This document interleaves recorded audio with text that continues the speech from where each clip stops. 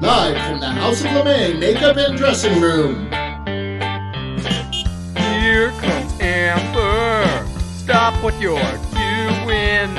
Here comes Amber. She's just doing what she can. Here comes Amber. Cue the spotlight. Here comes Amber with 2 drinks in her hand. The matriarch of fashion, secrets to her glasses, you can't look away. Ask her, does she do it? There's really nothing to it. She's got that feminine game. If you have a party, or if you're feeling naughty, call up the House of Lemay.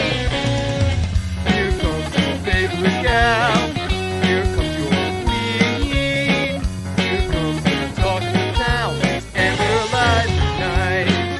The music starts playing. It's time for cabareting. And we're live tonight.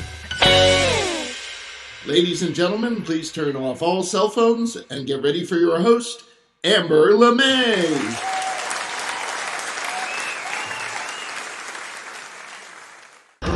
When I think of beef lasagna, I think of Colgate. No, I don't. Apparently, neither does the Colgate Company, which to this day denies they even made this product. But there you go. You saw it on Amber Live. Ron DeSantis of Florida signed SB 1580, which allows healthcare providers and insurance companies to deny care or reimbursement for care if it opposes their ethical beliefs. Stop him. Stop them. We must call them for the bigots they are. In 2024, we must follow the advice of the League of Drag Queen Voters. Don't blow it. Vote. From 2007, the hula chair. How could this possibly fit? Not be successful. Ellen DeGeneres featured this on her show and didn't stutter like I am. But I tell you, it gives you a nice prostate workout. Why did this thing fail? Do gay cowboys, lip balm, and sweet, sweet karma have in common? They're all a part of this week's news briefs. Each spring, hundreds of men from across Mexico and the United States make a pilgrimage south of the border to Zacatecas, a colorful colonial city, for an annual gathering of gay cowboys. At private events held over a long weekend, they share carne asada and traditional folk dances and crown a cowboy king. By the way, in 2013, Zacatecas elected Benjamin Medrano, Mexico's first openly gay mayor. Mariano Escobar hosted what he believes was Mexico's first gay cowboy convention 18 years ago and says it's nothing short of heaven. I like to dress like a cowboy, he said, and I like guys who dress that way too. As the event has expanded and the subculture has spread, week-long vaquero conventions now are held in more than a dozen cities on both sides of the border. The gatherings have become a refuge for gay men seeking connection, not just with each other, but with Mexican identity itself. While the event draws actual cowboys, men leathered by long days tending crops or cattle, it also attracts accountants, attorneys, and other city gays for whom donning Western wear is both a kink and a lifeline to Mexico's rural past. Ay caramba, that sounds like a good time. Taking a break from their urgent, I repeat, urgent strategy meeting about the debt ceiling, GOP lawmakers held a fundraising auction. How much would you bid on a used lip balm from House Speaker Kevin McCarthy? But wait, there's more. McCarthy announced that he would throw a dinner with the winner and any donors and supporters they bring along. Who could resist? Well, Marjorie Taylor Greene couldn't. Empty Green bid a whopping $100,000 for the used, I repeat used, stick of wax. Democratic Representative Nadia Velasquez wrote on Twitter, spending $100,000 on chapstick while working overtime to gut the programs that working families rely on? GOP priorities in a nutshell. And Democratic Whip Ilhan Omar also tweeted, they doing this insane chapstick shit while the country tweeters on default? Wild. Wild indeed. But it wasn't the only thing that Marge did this week to embarrass herself. You may remember during President Biden's State of the Union address, Marge repeatedly yelled, liar, and booed. This week, she got a taste of her own medicine. It was her turn to preside over the chamber. Apparently, she didn't like the way Democrats were acting, and then this happened.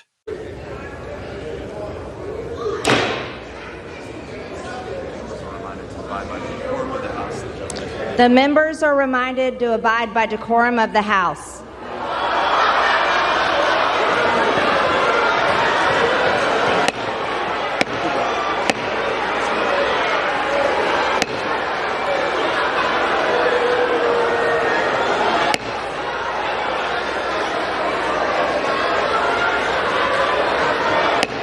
The House will be in order.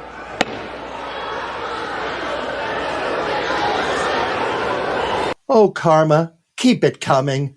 And that's this week's news briefs.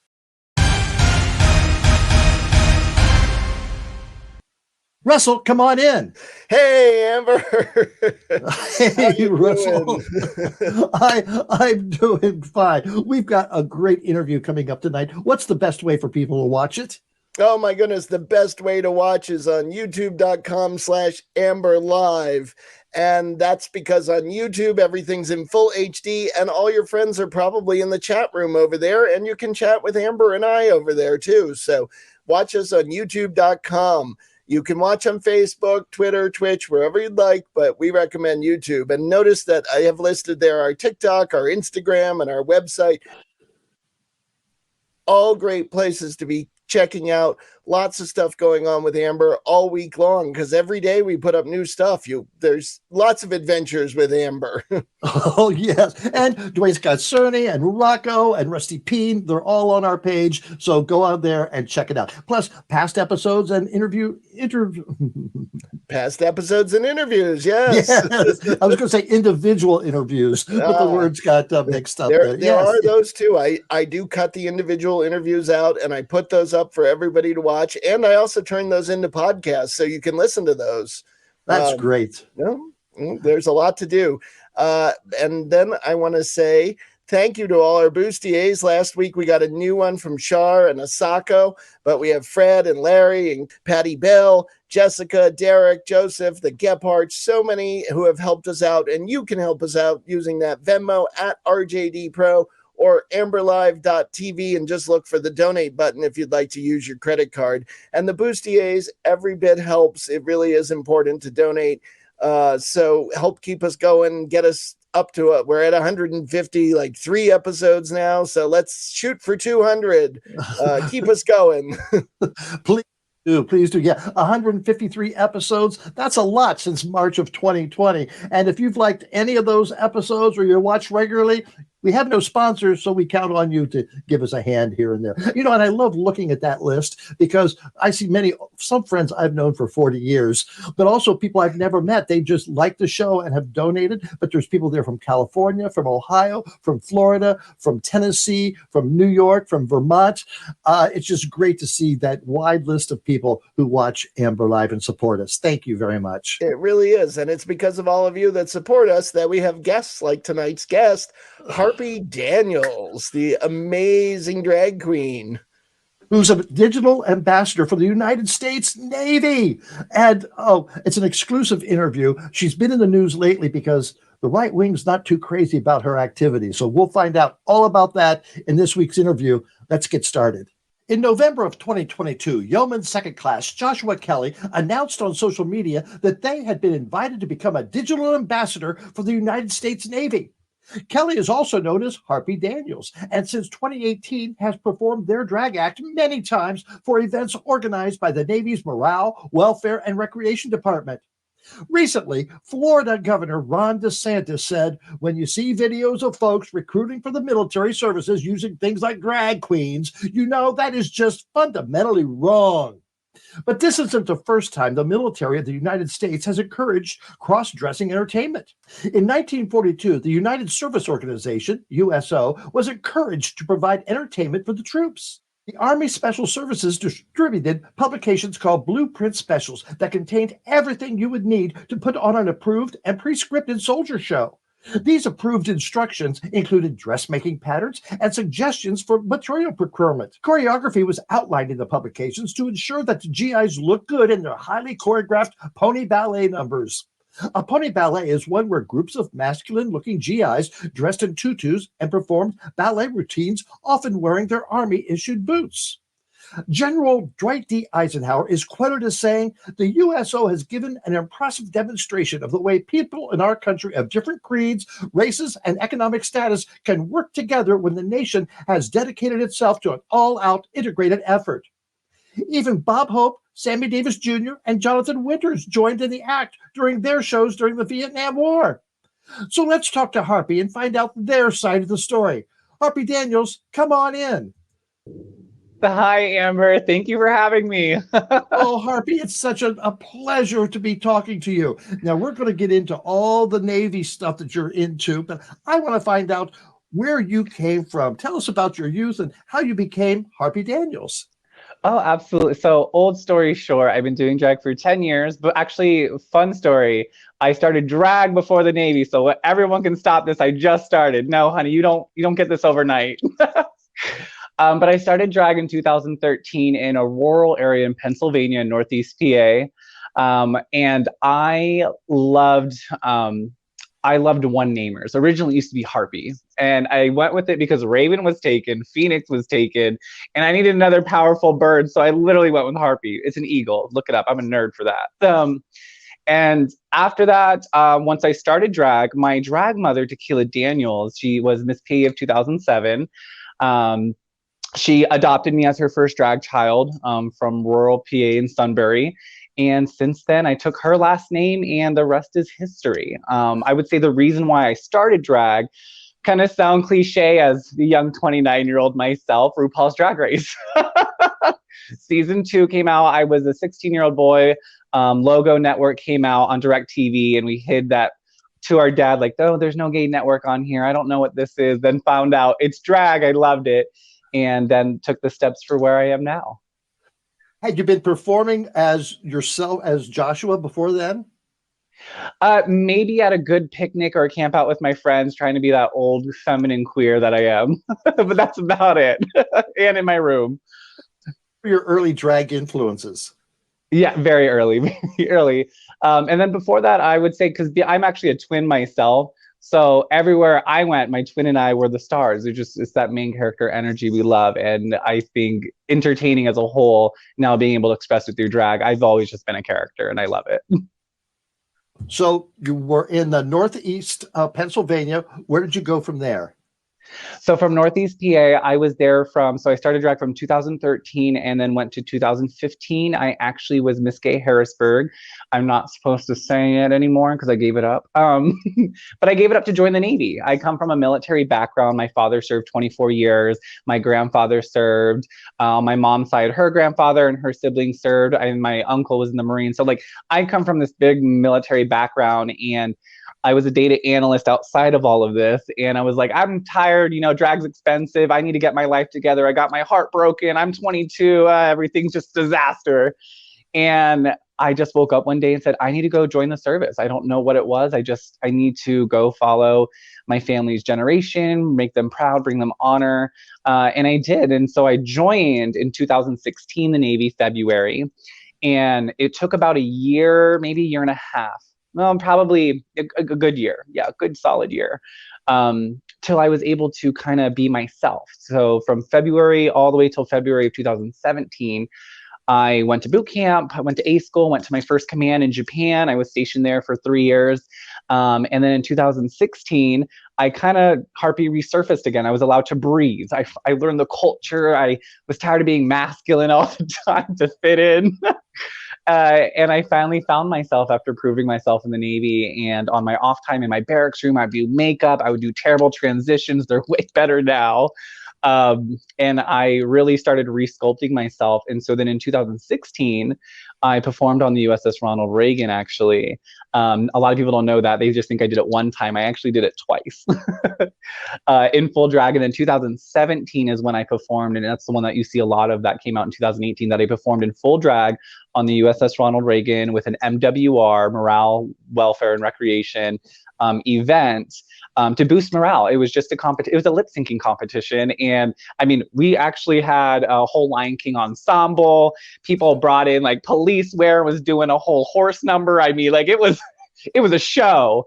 And so for me at the time, I knew it was coming. So I stuffed my sea bag with a wig, a quick costume, threw it all in the back, even hip pads too. Now those were tough to fit in, but I did it all. And after 2018, it blew up. As you referenced, it blew up just performing to show the first queer representation in such a long, since Don't Ask, Don't Tell even was abolished. And then from 2018 into 2019, I kind of just rode that journey and kind of just became a media influencer because that's all I could do while I was in Japan, because most of the time I was serving, so I couldn't do all this. And then I came here in Virginia, where I am now, for the last 4 years. And for the last 4 years, I created my own drag brunch, and it is the #1 of 2022. The results did not come up 2023 yet, and also the best drag queen as well in 2022 here. And I just kind of built Harpy Daniels kind of again from the ground up, but with the backing of who I am in the military and who I am out. And I perform all over the Eastern area. I actually still go up to Pennsylvania to see my family. I actually was just there last weekend performing with them. And since then, I've also been involved. I mean, as a queens ourselves, we're the forefront of the community. So I've also even taken my drag and I've jumped on community leaderboards with Hampton Roads Pride here. And I really got involved with communications, outreach, volunteer, which really sculpted even just my networking ability as queens, because, you know, we have to sell ourselves. And I learned a lot through that. And it's just been an incredible journey. And here we are now. When I became the first ever Navy Digital Ambassador program, when it was from November to March, and technically of the first drag queen as a Navy Digital Ambassador during that time. And it's just been incredible. You were 22 years old. You decided to join the Navy. Were you out at the time to your family? Oh, yeah. Yes, I came out at 14. I was a rebel. As rebel as I am now, like kind of like suck it to you. I'm going to do what I want and be happy. I was that way at 14. And that's probably why I honestly can take a lot of this heat that's on me. You know, coming out at a young age, it was very unfortunate for the bullying that did happen. However, because I did handle it at such a young age, that's why I have such a strong front, can carry myself now even through the hate. So yeah. When you told your family you wanted to enlist, were they hesitant because they knew you were out and some problems that you may have? Honestly, no. My dad cried.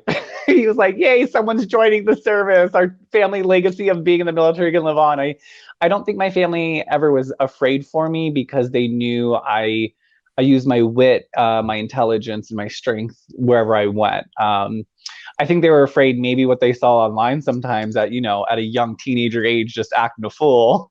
But overall, even to this day, I just talked to my mom and she's not even worried about me. She's like, "Go live your life. I know you got this. I'm proud of you." She's more worried about my older brother, who's still figuring out, and he's straight. What type of performing do you do? What's your act? So I'm a high energy. So I clearly come from a pageant background, but I love drag as an art. So I'm very high energy theater and dramatics. Like I will do a reveal all day long, but I can do tricks. But my favorite thing to go to is theater soundtrack ensemble music, because I think it's powerful, it's motivating, it's fun.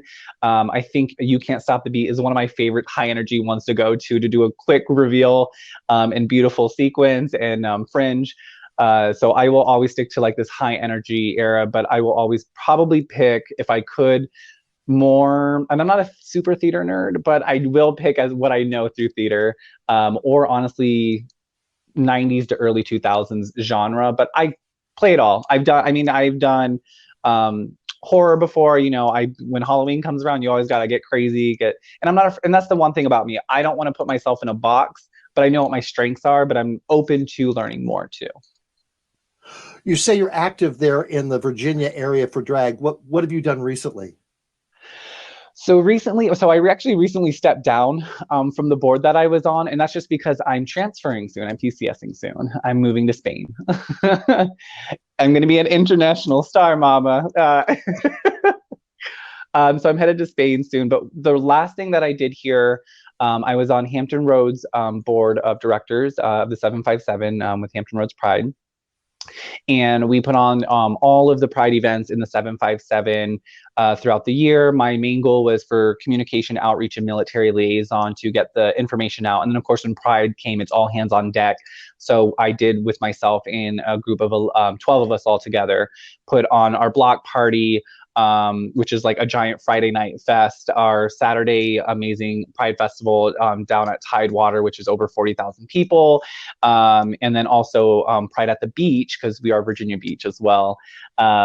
And we helped, the good part, the city helped with that one, because I got to, the first two was a nightmare. It was a lot of work, I did not look this good. I was a visor running around sweating. I probably lost 15 pounds just to fit in this dress. But it was incredible. So that's probably the last thing that I was able to do with my community during this time. Everything else now is really just been an ambassador with the Navy Digital Ambassador Program from November to March for the Navy. And that was really just showing awareness, talking about leadership skills, talking about how to get through biases towards people who are queer, and how we can fight that stigma and stereotype towards us. And I did a lot through that online and one-on-one conversations. And since all the media of recently what happened, a lot of trans and queer people and non-binary people like myself have reached out asking for advice how to actually recruit and do take the steps to join. So I've now just simply continued to be an advocate and speak to people, mostly offline and behind the scenes, but that's honestly where I love it the most, because I know it means the most. I mentioned that Ron DeSantis has said, bad things about what you're doing. Candace Owens, I mentioned her in a show recently that she said she could beat you up, which I'd love to see that fight. That's from outside and the right-wing nut jobs. How about inside the Navy? Did you get any pushback? Was there any trouble? So because the Navy Digital Ambassador Pilot Program that happened, that was a sanctioned program. It was the pilot, so we were the guinea pigs essentially. So the chief of information sent us a letter saying, not just me, but 5 of us in total. I was the token gay person that reached the demographics, probably because I'm beautiful in drag, hopefully, or ugly. Ugly attracts too. And we got that letter that invited us and said, hey, we love what you're doing online. We want to see if you can use it now and sculpt it. And if you can actually watch through, I started changing a lot more of my postings, and it was more bloggish and more focused on like, here are the key points of who I am, and focusing on who I am in the Navy and what I do, and that you can have that life inside the service. And when everything happened, the chief of information called me directly and said, first, I'm so sorry this is happening to you. And gave me probably one of the utmost compliments as a service member, because being a junior enlisted and having a high star admiral contact me directly through phone call, the E is like, the chief of information wants to talk to you, and I'm like, who? The boss. Oh, okay, great, put him through. And I'm sweating. But he's actually a very down-to-earth, genuine man. That's the first time I ever spoke to him. And he took the blame and accountability for what happened to me, because we just simply weren't prepared. But that's the whole point of the pilot. Now we will be prepared for whatever the Navy decides to do from this point forward. The McPon's office called me, said, we support you. I've had chiefs, high-ranking officers, basically from junior enlisted all the way to high officer. I've gotten nothing but love and support. And I do want to highlight that, because I don't think a lot of people are aware that the Navy literally said, you did nothing wrong. You did exactly what we asked you to do. So please continue doing what you're doing. And if anything, I actually got really high praise as a junior enlisted for the leadership I do hold, and the poise. I will say, I will take that. That's the one credit that I'll take, is the elegance and poise, because News Nation was very hard interview and I got through it. Well, we're going to watch some of your TikToks. We've got lots of pictures to look at right after this break. We'll be right back. Oh, but wait, there's more, and more Russell. Come on in.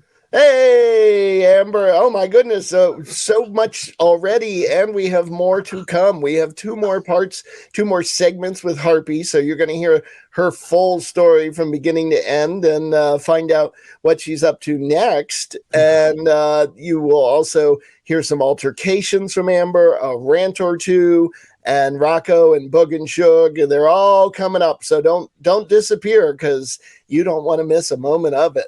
Yeah, we have two more segments of the interview. I love how articulate she is and her motivation and her hard work. It's phenomenal. And I just love talking to her. So let's hear part 2. All right, Harpy, we had a great conversation about where you got to from there to here. Now let's watch some of your TikToks. I hear the train a-coming. It's rolling around the bend. And I ain't seen the sunshine. I don't know when. I'm stuck in Folsom Prison, and time keeps dragging on. But that train keeps a-rolling. All down the San Antonio. All down the San Antonio. When I was just a baby, my mama told me, son, always be a good boy. Don't ever play with guns. Good morning, angels. Good morning, Charlie.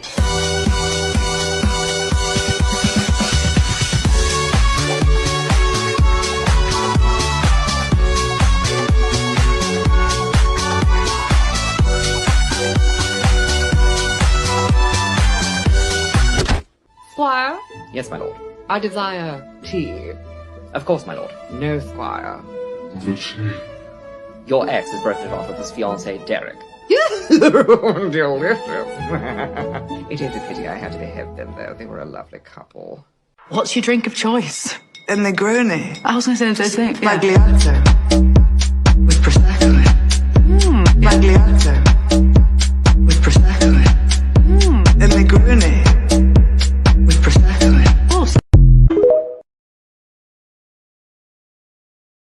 Wow. Now, do you take all those outfits with you when you're out to sea? Those stay at home most likely. Well, I might take one or two. I actually might, but most of it will stay at home. Well, you need that handbook that I mentioned earlier that they put out, how to procure material and sewing patterns. Maybe you can get some when you're over in Spain. You're very active on TikTok. How does that come about? Why do you like doing that? I think so. When it comes to media content, it's a way of expressing. I mean, as I was watching my videos, especially the first one, it allowed me to share a story. I think all the ones that you've seen show different characters of who you can be, what you can do. I mean, the world's changed so much online that the only way to sometimes express yourself, and we learned that through 2020 with the pandemic, we learned that we were cut off from that form of expression as drag queens. And after getting into it through that time, I was able to express myself again. Now, don't get me wrong, I do love to perform in person, probably more than making online content. However, I don't always have that capability to just busy schedule, life, it takes more to get ready, go out there, come back after like an 8-hour shift of drag, basically. But online content, I can go through music, backgrounds of videos, create comedy, create passion, and tell my story that can resonate with other people. And I think that's so important, especially with online. And I can do a lot more outreach.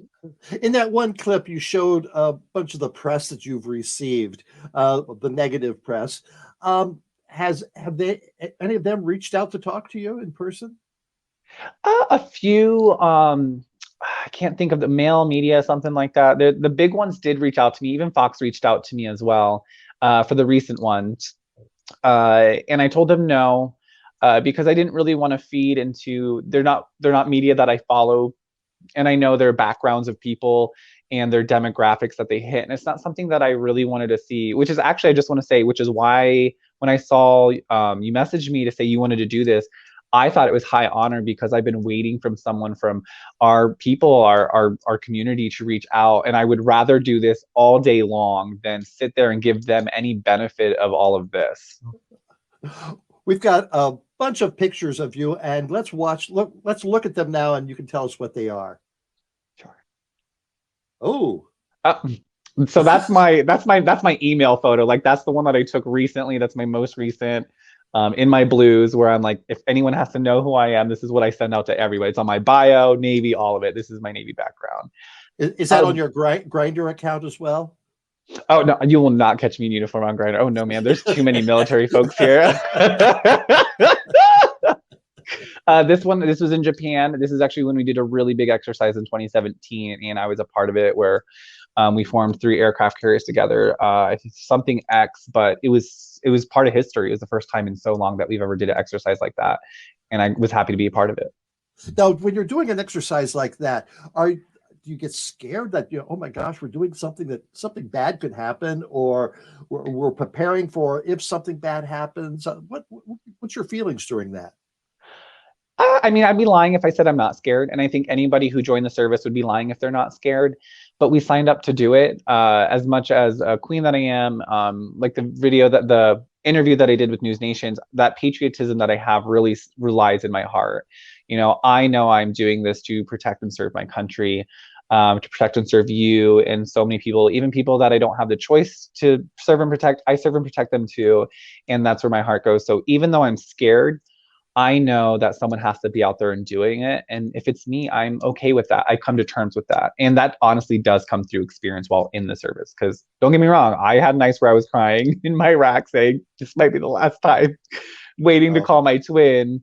But you get used to it. Like, I'm terrified to go back to sea soon. But I know in the long run, I'm smart. Every moment in my life has got me here to where I am today. And that includes the Navy too. So if I have to do it, I have to do it.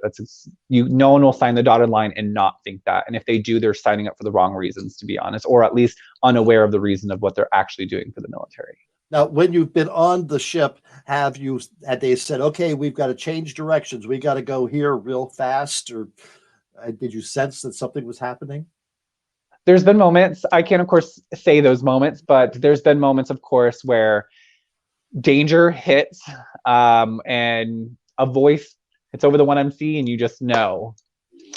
And because exercises, drills, we do them on a constant. As many people may have said, I go to work like this. I don't. I am in training. I'm learning how to fight fires, especially when I'm at sea, learning how to fight fires, stand watch, stand security. I mean, at the end of the day, even though I do administration, I'm still a sailor, and I still have to protect the people around me, and I have to make sure not just myself, but all of us are doing the job that's needed to do. And that's making sure when the time comes, if it ever does, we're ready to fight. Sure. That's when I got my aviation warfare pin, because I was with Squadron on my first command. So being a surface ray, meaning I don't handle jets or anything. But the woman I want to say that was in that photo was my first mentor. She was my first chief, so my kind of like manager or supervisor, the best way to explain it for those who don't know military. But she's my #1 mentor. She taught me everything to be an administrative clerk, and how to be a great leader. I think she's the first person I ever seen have a backbone while in the Navy, but still protect her people. She's the reason why good leaders deserve a shout out, because she was a phenomenal leader. That's great to hear. Great to hear. Oh, what's this? Oh, these fine gentlemen. So this is when I won Blue Jacket of the Year as well. So Blue Jacket of the Year means I was the top junior sailor of that year within my command. This was during our holiday party, which is why we're kind of dressed not in uniform. We're just out in colorful suits and stuff. And those are the triad. Those are the CO, XO, and CMC at the time during my command. How did you earn that award? Worked like hell. So I basically, besides just doing my job, I revamped one of our military programs as the president, and it was Coalition of Sailors Against Destructive Decision, creating volunteer events for sailors, junior sailors, allowing mentoring and leadership from more senior sailors down, and creating that bridge. I went back to school during the time. I took some college courses, and on top of that, I kept volunteering for everything, and I was that person, and I still am. I have the initiative to say, I want to do it. It's going to suck, but I know it's going to help me in the long run. But I did it, and I kind of just went above and beyond the bar, and that's kind of what you do. Do any older sailors or retired sailors come up to you and go, "Gosh, you're lucky," or "God, I wish I could have done what you're doing"? They do. It hurts me, honestly, my heart, because I know what I'm doing right now is simply a tribute to the people who could not. And I'm aware of that. And I thank them for paving this. Every single service member, I'll even say it here. There's the camera. Thank you to all the service members who could not serve openly for paving this path, but not just for me to have this opportunity to be the tribute, but to all the other service members who are currently serving now open and confident. Because if it wasn't for the struggles and fighting, and I know there was witch hunts, I mean, the list can go on, the people who are dishonorably discharged. I want you to know you created this. You allowed me to be this. So I just simply want to say thank you. And it's simply a miracle to be open and do what I do now. So thank you. Wonderful. Next picture. That was a drag brunch. So all of those, I believe, are, I don't know if they were active duty or not, but I know they're all in the service. They were not there for the drag show. Actually, I was at a drag brunch and I saw them sitting there and I said, "Are you all like Marines or Navy people?" And they're like, "Yeah." And I said, because y'all keep looking at me either like you want it or you don't, but I know at the end of the day, you close your eyes, it's the same. And they went with it. We laughed, we coked and joked. And I said, let's take a photo together. And all of them were actually very supportive. And they're like, wait, you're in the Navy? Actually, one recognized me, like, "You're Harpy Daniels." And I said, yeah.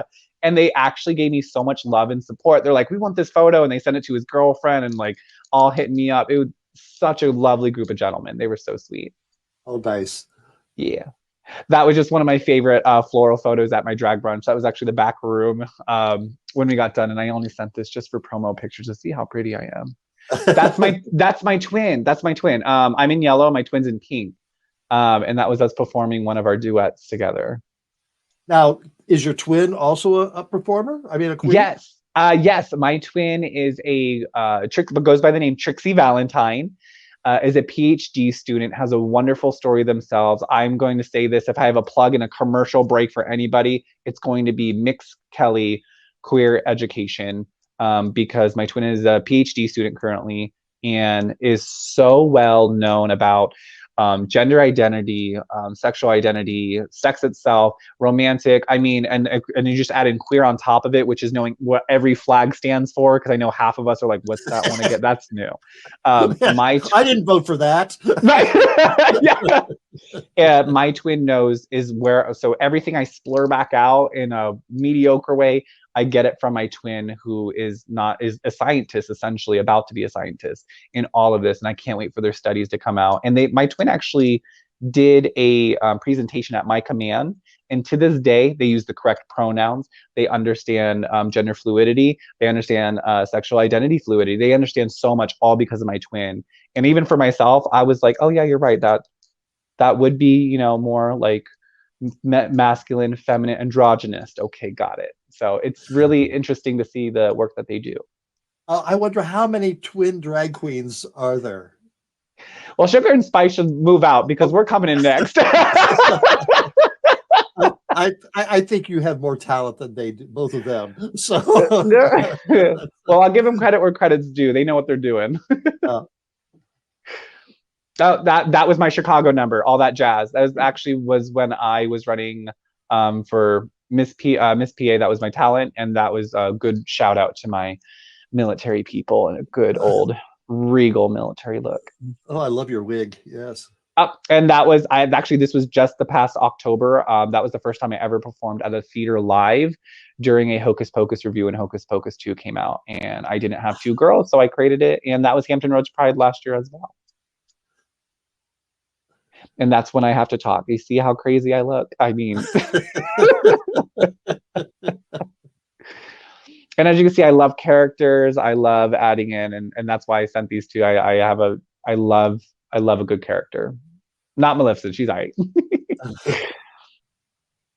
That was our Mother's Day show as well. That was a good one as well. And this is when I performed on the ship in 2017. And there it is, Old Faithful, a good old split. What girl doesn't know how to do a good old split at my age? Hopefully at my age. But, Oh, that's me. Oh, amen. I love this. Oh, yes, it was Fleet Week. Fleet Week. Actually, that's next week. Oh, yes. Fleet Week's so fun. Now, all those outfits, do you make them yourselves? Do you buy them? Do you have someone make them for you? I'll hit up Queens who made them. I'll maybe grab some if someone wants to get rid of it. I of course will take it. I think I did buy a sewing machine. It's collecting dust right now. There's a few outfits I will alter or restitch in the seams for myself. But as for creating, not quite there yet, but I'm trying. All right, Harpy, we've got one more segment coming up. We're going to talk about the situation of drag queens around the country and how we can help them, but that'll be in our next segment.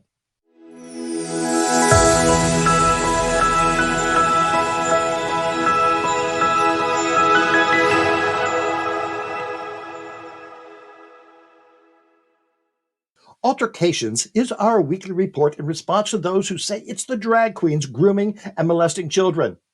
Who is really putting children in danger? While he was head minister of the Agape Ministries Church in New Hampshire, Kevin Strawn is accused of strangulation and sexual assault and is being investigated for similar charges in Florida. Police said the victims are people he knew, including children. The producers of the upcoming docuseries Shiny Happy People, Duggar Family Secrets, are shedding light on how the scandals surrounding the Duggar family all connect back to their controversial Institute and Basic Life Principles Church. You may remember the Duggars from their long-running show, 19 Kids and Counting, and that Josh Duggar was sentenced to more than 12 years in prison for receiving and possessing child pornography. Before that, Josh previously confessed to molesting young girls, two of whom were his sisters. Institute and Basic Life Principles, indeed. Now, not all religious leaders are groomers and molesters. Some are grifters and con men, such as Eiley Floridan. The head pastor of the New Bethel Baptist Church in Miami was sentenced to 48 months in federal prison for participating in a fraudulent scheme seeking more than $1 million of Paycheck Protection Program loans from the COVID relief funds. In addition to his sentence of imprisonment, Floridan was ordered to pay back $535,996 in the form of restitution to the United States. Haven't heard of any drag queens or gay bars charged with similar offenses, have you? And that's this week's Altar-cations.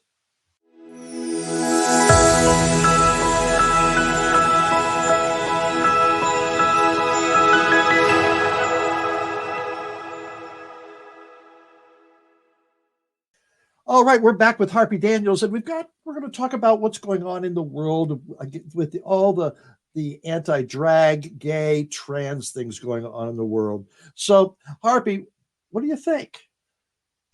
I won't get into too much politics about it, but what I will say this is, to all the queer people, all the queens, history has been shown nothing but the struggles we've gone through. I mean, the LGBTQ plus community is just continuing to fight just to exist.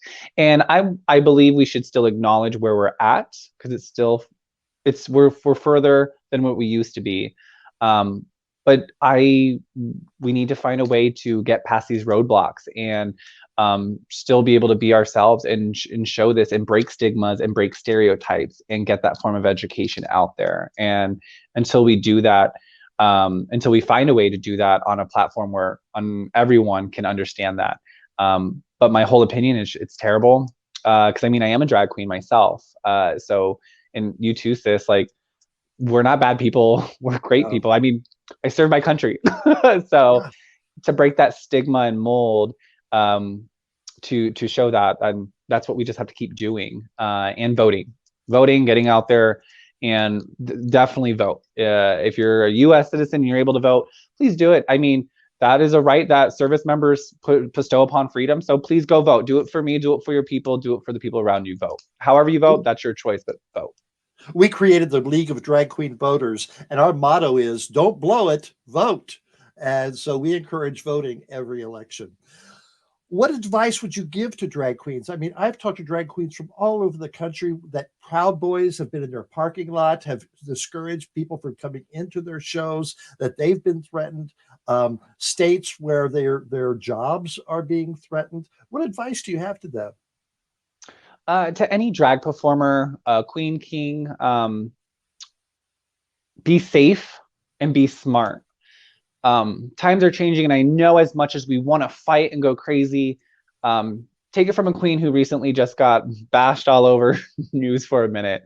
I could have went online and just fought it out and caused more chaos. Instead, I took a step back and learned and took a minute to breathe, and I came back even stronger and more of a force because I adapted and I used their tools against them. I didn't give them the satisfaction. And as queens, take it as a no. Be safe. Use what they're giving us against them, and just continue to please be safe. Don't ever sit here and think, well, it'll never happen to me, or it was that one time. Don't take any situation lightly because it's happening. It's happening now. So every queen out there, what I will say is play safe, play smart, and play safe. And most of all, continuing to be a voice, because as drag queens, essentially, I hate to say it like this, we're the mascots. We are the front runners of the queer community. So don't sit there and let people walk all over you. Stand up, and just when you're ready to fight and speak your voice, do it strategically, do it smart, and do it smartly and safely. Your next step is going to Spain. Tell us about that. I'm excited. I can't say when, but it'll be sometime in the moment. I'm going to go back to sea. I can't say what command I'm going to or anything, but what I will say is I'm very excited because I actually am bored in the Navy here on shore duty. I need adventure. That's why I joined. I want to go travel. My tour in Japan, I traveled all over. It was amazing. So I'm essentially going back. I mean, I'm single, so it's going to be great. But I mean, if I meet anybody, if anybody needs anything, call me. I'll see if I get a good Spanish man for you if I don't take them first. And I'm just going to have fun. I'm 29, about to turn 30 by next year. So I really want to take this opportunity to build an empire, continue building this empire, have an adventure, and live life to the fullest. Because if we're not doing that, then all of the things that we're doing now, it doesn't matter. So enjoy every moment that you can. Is Navy a career? It's looking that way. At this point, I don't know if I even have the choice. And if I do, right now, my goals are to become the first ever commissioned officer within my family. I'm enlisted, so I'm looking to go LDO and be one of the first commissioned officers. And if anything, I think that'll say a suck it to ya through my success and happiness to all the haters out there, because there's no point in fighting words, because I do believe actions speak louder. So they can take a seat far in the back. Harpy, thank you so much for talking with us. And I know it sounds trite, but thank you for your service, not only in the Navy, but to your service to our community as well. You're really doing a wonderful job, and I really appreciate it. Thank you. Thank you so much, Amber. That means a lot from you. Thank you. Thank you. Hey, everybody. It's me, Rocco Zamboni. And I just wanted to take a moment to talk to you about American flag etiquette. That's right, there's a lot of rules for the American flag, stuff that you probably don't even know. And if you do know, good for you. But if you don't, here's the list of rules, all right? This is easy. Come on, we can all do it. Do not let the flag touch the ground. Duh. Do not fly the flag upside down unless it's an emergency. Now that doesn't mean like I gotta go really bad and I can't find a bathroom kind of emergency. All right? Do not carry the flag flat or carry things in it. Hey, does this mean we can't use it as a hammock either? Do not use the flag as clothing. That means hats, scarves, pants, shirts, boxing shorts, underwear. Hey, whoever's wearing this stuff, you better go change right now. Kid Rock, I'm looking at you. Do not store the flag where it can get dirty. But what if it does get dirty? Can we just throw it in the wash? Is it gonna wash all the freedom out of it? What if we put it on the gentle cycle? Do not use it as a cover. That goes for bedspreads, sheets, blankets, pillowcases, sleeping bags, or something to keep that homeless veteran warm on a cold night after he did a lot of stuff to protect it. You know what I'm saying? Do not fasten it or tie it back. Just let it fall freely to the ground. That way all the freedom falls out all over this beautiful land of ours. That's how we get our magical USA powers. Do not draw on or otherwise mark the flag. You know who used to draw on flags? Nazis. That's right. Keep little Johnny away from the crayons. I mean, come on. You want him to be an American patriot or a Hitler Youth? Whoa, Rocco, that was a little harsh even for you. All right, let's take it back a step and redo that. Do not draw on or otherwise mark the flag. The only thing you should be doing is letting it fly freely, because it's the symbol of a great idea, that all people in this country are equal, right? We're all created equal, we all live equally. Yeah, granted, that means we gotta put up with a couple of douchebags here and there, but that's all right, because you know what? In this country, even the douchebags are free. All right, so that's it. That's the list of rules for the flag. Now, granted, there is a lot of other rules, but I'm not going through them now because I'm going to get bored, you're going to get bored, and who needs all that? So, if you want to find out more, look online, Google it, do whatever you got to do. Until then, hey, USA, USA, USA, and so on and so forth. This is Rocco saying, talk to you later. Love that Rocco. And now for this week's rant.